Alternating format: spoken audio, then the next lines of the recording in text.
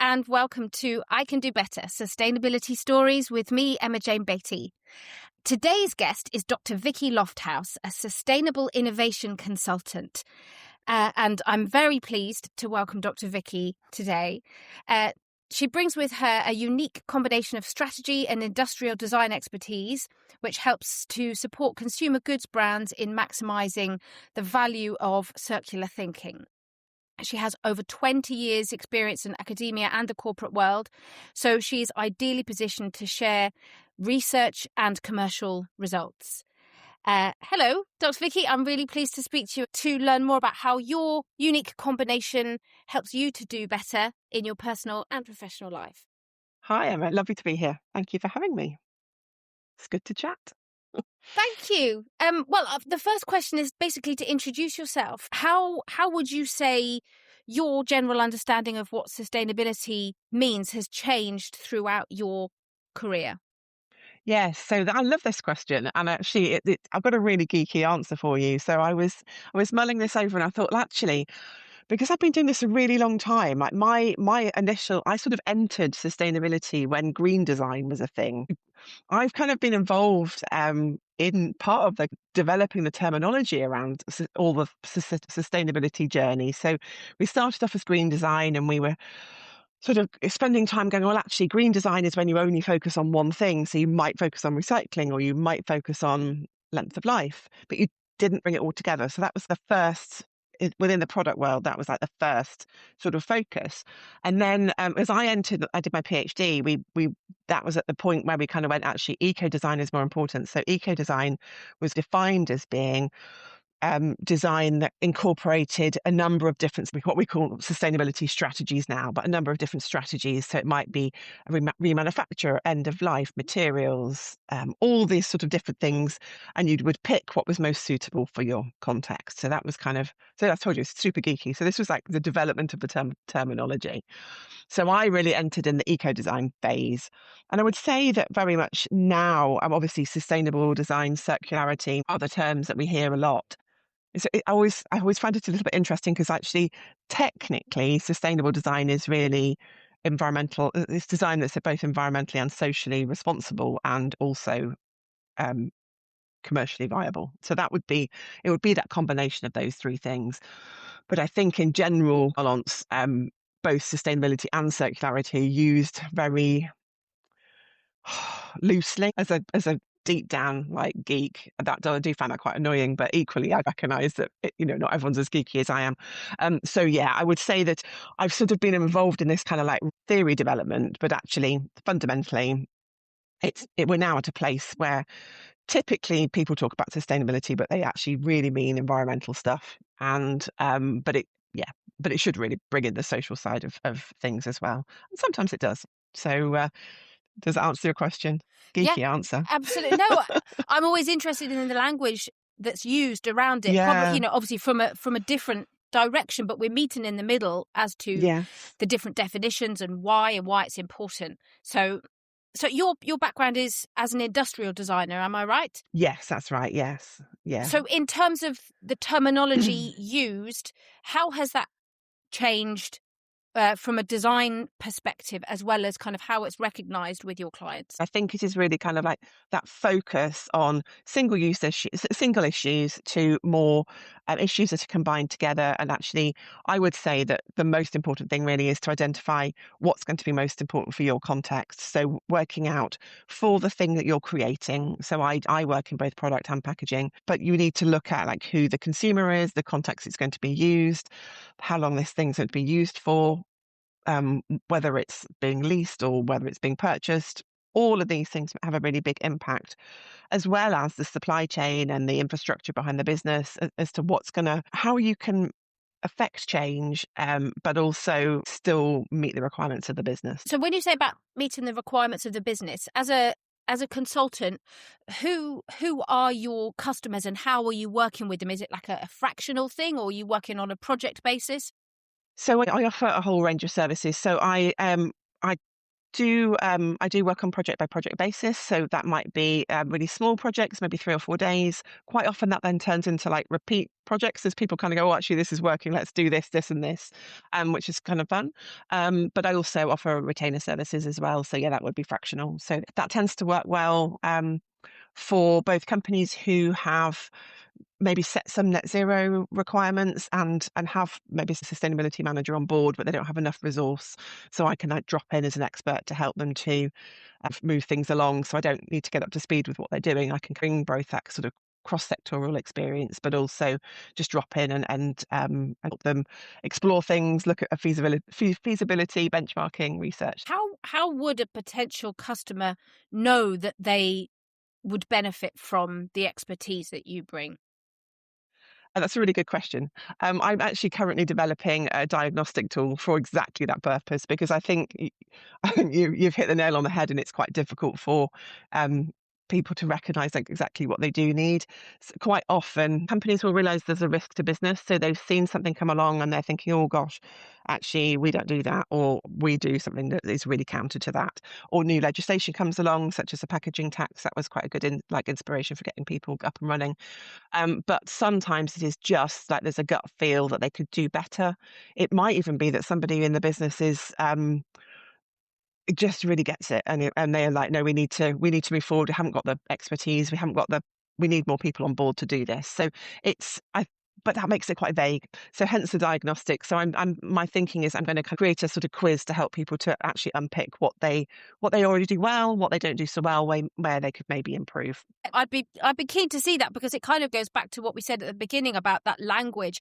And perhaps you found this as an expert. Obviously, you have such a kind of agility with your language around sustainability, but that's not a way that potential customers will have that and are likely not to. So that's I think there's a huge mismatch. I think you're actually absolutely spot on.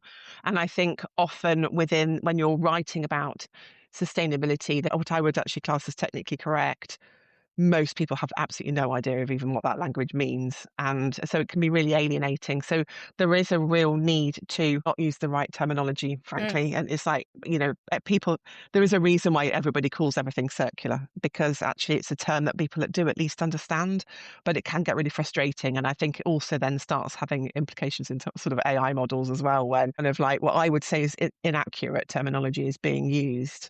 Um, and actually, there was an interesting example of that. I was doing some research into remanufacture for a client. They were really keen to explore whether remanufacture was going to be viable for their business. And the piece of work was just so much harder than I was expecting, because although I've worked with the British standards team developing the remanufacturing standards, so I know what it is in terms of what's out there and what people are talking about. There's so much confusion between refurbishment and remanufacture, and they're fundamentally different, really different activities. Remanufacture is much, much more stringent, but because people are using terms interchangeably, it's hard to work out who's actually doing what, which makes it again quite difficult for companies who are wanting to push the boundary and go, actually, we think remanufacture might work for us. Let's benchmark that. It's really difficult to get a grip on that. So yeah, the terminology is really important, and it's a big, big problem, I think, in sustainability. The way that terms are used so freely and not accurately. Do you think there's an extra layer of that kind of difficulty, the fact that sustainability connects consumers and manufacturers? So how we educate or engage with consumers to make sure that they are taking their steps that they need to be sustainable, whether it's how they manage the product after use or the packaging after use. So perhaps terms that are used can be technically incorrect. You still need to make sure that the customers, or consumers I should say, are on board. So even if they're saying it wrong, you want them to do the right thing. Yes, I think you're right, but I think also added to that, certainly at the moment with this piece of this work that I did, actually, that I was referring to, one of the things that we found was that actually consumer understanding of remanufacture, the level is so low, it's not something that this company would be willing to talk to their end consumers. It's too alien for them. Whereas actually they could happily and would talk to companies within their supply chain that would really value it. So it actually meant that they had to kind of age their communications so that actually it was making it less about what the consumer did and more about the whole supply chain. So maybe a consumer would return it back to like depot, whatever, that they don't really need to know what's happening to it. Um, because we found that actually they didn't really understand enough. So didn't value it and were kind of like, oh, is it a bit like secondhand goods? It really isn't. It's like as new, but it just doesn't communicate that way. So there's a lot of challenges, I think, in that whole way that we talk to the end consumer, but much less so on the B2B side of things. Mm. That's improved massively over the last 10, 15 years, I would say. Yeah, I mean, I find that quite exciting because I'm involved with that myself, and I think although obviously the B2B side has its own kind of language around it and communication strategies, I still always find that my most beneficial campaigns understand what the B2C aspect is, even if it's further along Yes. the chain, because I think it doesn't matter if people don't understand things in the same way, because there's no reason why they should, Mm. as long as they know why and what their part is, because Yes. ultimately we're all trying to get the same result. It's just we're coming at it from very different directions. Yes, and I think certainly within the packaging field as well, which is probably the kind of like the most day-to-day interaction that consumers have with any sort of need to make decisions. And I think it's super important that we put consumers on board and that messaging is really simple and really consistent as well. I think that there's a real lack of consistency in the way that like in the messaging that we have around Hmm. sustainability, which really confuses people. It frustrates people and confuses people. So um and which is really alienating. So I think there's a huge amount that can be done. People don't even need to necessarily know the why. It's just like what the Absolutely. what, and make it easy for them. Make it Super easy easy and and quick, not clear. carrying rubbish around with them. Like people just, Yeah, they do want to do the right thing, but if it fits in with kind yeah, of what they were already yeah, doing as much as yeah. possible. Agreed. So, to what extent would you say corporations and consumers have a role to play in understanding the management of sustainability? So I think fundamentally corporations are the ones that are making money out of the products that are being, they are creating goods using resources and selling them for profit. So really my feeling is the onus sits with them. The way that companies are required to interact with sustainability is changing. But I would also say that actually kind of from a consumer perspective, I think so often there's a lot of talk about helping consumers to make better choices. And I get quite frustrated because actually I think often we're not giving consumers better options. So quite often the 10 options in front of you in a superstore are all of it crap. It's not like there's an obvious better way forward. We're just not really providing those solutions. So I think the onus really does fall with corporations because without the options being there, then customers can't choose a better route. And I think a lot of the comms focus is quite often on consumers doing better. But like, what are they buying? They're buying the stuff that businesses produce. And how do you convey that to your clients when you're working on a project? Tend to talk to them about the value that they can generate from sustainability. So I am a big fan of recognizing the value that you can get from sustainability.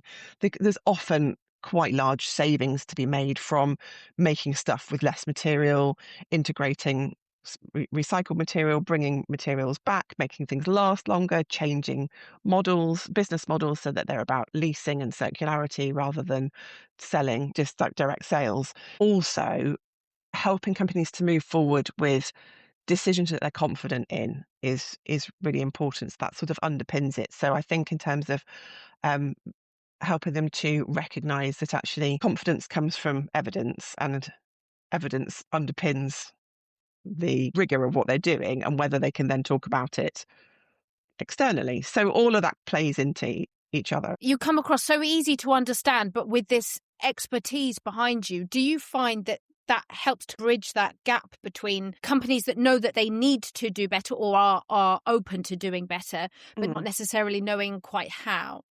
Yes, yes, absolutely. And they're the fundamentals of the services I offer. So it's very much about um, benchmarking what competitors are doing and to see how you're comparing, but also to see what others are doing that you can learn from, and evaluating what you've got and how you might move forward. So where any problems might be sitting with the products that they've already got, and if they're looking at an upgrade, then what could they be focusing on to reduce the environmental impact that way.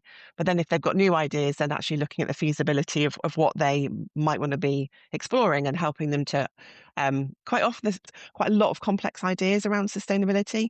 And I think probably one of my key skills is to distill that complexity into something that's quite simple that you can then kind of go, oh, okay, so these are the key takeaways. Actually, this is a really good positioning for you, and this is why. And then they can build it into their strategy that way.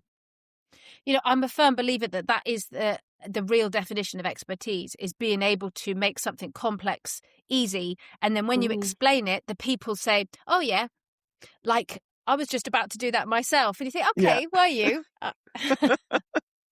Yes, I think you're right. So with your 20 years behind you, what are you looking forward to for the next 20 years of sustainability? How do you think it will continue to evolve?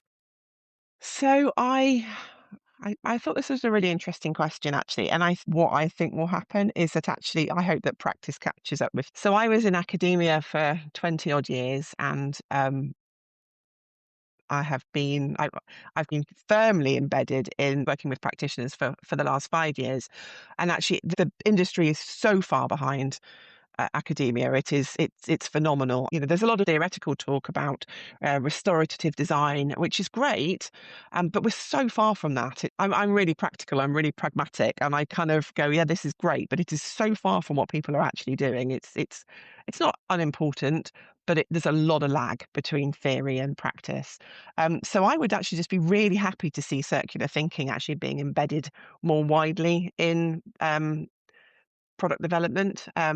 There's a lot more understanding of circularity now, and the opportunities available, and the infrastructure required, and where it works well, what context it's really good for.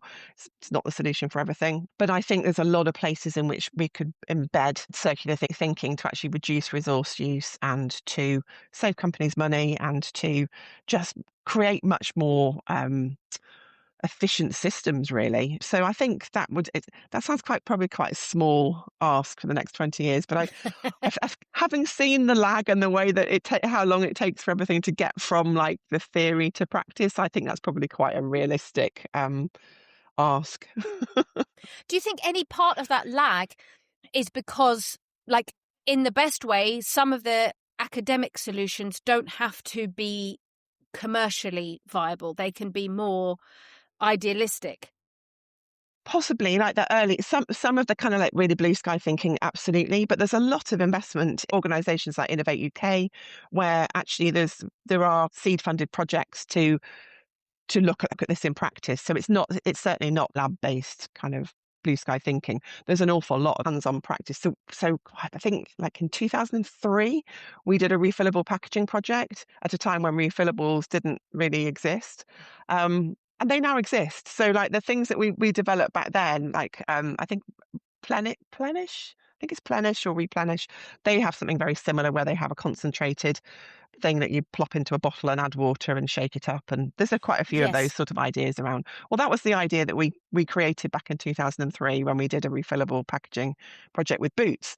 So that was a really practical, but it still just took quite a long time to actually come to fruition. Okay. Yeah, so that's 20 years, isn't it? So we're looking at... Yeah, pretty much. Yeah, probably maybe Goodness. slightly less, because I think those concentrates have been around for a little while. But back when we did that, we were trying to categorise refillable packaging. So part of what we did was actually recognise that it all came under one umbrella, and people would just talk about refillable packaging and they'd be, oh, it's dreadful. That was pretty much it. It's like, well, actually, what do you mean by refillables? So we started to categorise it and then talk to people about what they thought about all the different categories of refillables, and actually could see that there was opportunities for that would be much more commercially suitable. That was the research that we did. That I don't know if there's a direct correlation, but there was a real body of research publicly available that that we did in refillable packaging all those years ago. It's interesting to think of that, coming back to what we said at the beginning about the language used and how perhaps the language that the manufacturers and the brands are using is very different to the language that's appealing to consumers. Okay, my final and favourite question, please, Dr. Vicky, is How would you say your professional sustainability knowledge helps you to do better throughout all aspects of your life? Okay. So I think it allows me to make better decisions, or certainly be aware of when I'm not making better decisions, but actually to drive better decisions. So I'm absolutely no angel, but I do really try to be aware of conscious consumption. And that's probably something that's been embedded in me for quite a few years now. But I think also I'm also quite compassionate for people who don't have the knowledge that I have, because I think it can be really difficult for people to make informed decisions. So we had an example the other day when my husband's aunt was staying, and she came home with these new washing up brushes for us. So she was dead pleased with herself because they were like really eco. And like, I'm literally, I was looking at the labeling going, this just smacks of greenwashing. Everything about it was just such a greenwash. And I felt really cross on her behalf. She'd gone out of her way to buy these things we needed and made a decision that she thought was a better decision, and put something on LinkedIn to see what people thought. And generally, we all agreed it was greenwash. But um, and I find that really frustrating. So I'm very conscious in what I purchase. Um, that's probably the key thing. Yeah, but also having a bit of compassion, recognizing there's a lot of misinformation out there, and it is improving, thankfully. This information is not an accident. And when somebody Mm. trying to do the right thing and then it isn't really the right Yes, thing. she'd actually made a conscious decision to do the Mm. right thing, and now she won't bother because we kind of went, "Oh, that's a load of rubbish," Right, which you is don't want to really lose that frustrating. opportunity Yeah. as consumer. Exactly, and I find that really frustrating, but, yeah, that's what we are in business for though, isn't it? To Absolutely right. change it That's all. why they need us. Yes, exactly.